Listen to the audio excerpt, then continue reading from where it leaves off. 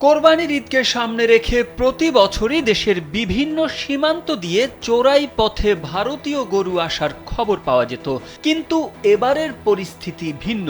কারণ দেশের সীমান্ত এলাকাগুলোয় প্রতিনিয়তই শোনা যাচ্ছে ভারতীয় সীমান্তরক্ষী বাহিনী বিএসএফ কর্তৃক বাংলাদেশিকে হত্যা এবং ধরে নিয়ে যাওয়ার খবর। তাদের এসব অপকর্মের প্রতিবাদে বর্ডার গার্ড বাংলাদেশের সদস্যরা তৎপর হলেও সীমান্ত পরিস্থিতি যে উত্তপ্ত তা বেশ ভালোভাবেই টের পাচ্ছে দেশবাসী।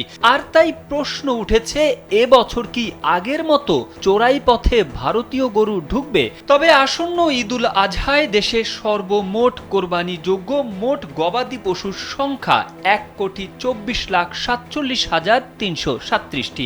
এবার প্রায় 20,68,135টি গবাদি পশু উদ্বৃত্ত থাকার সম্ভাবনা রয়েছে।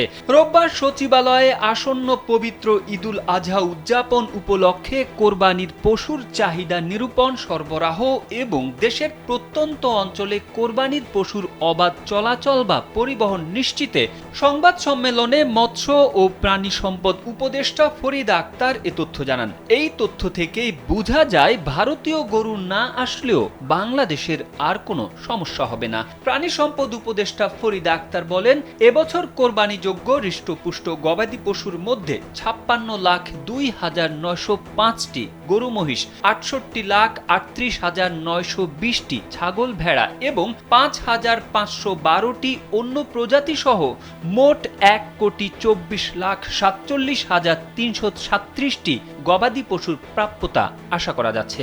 এবছর প্রায় 20,68,135টি গবাদি পশু উদ্বৃত্ত থাকার সম্ভাবনা রয়েছে।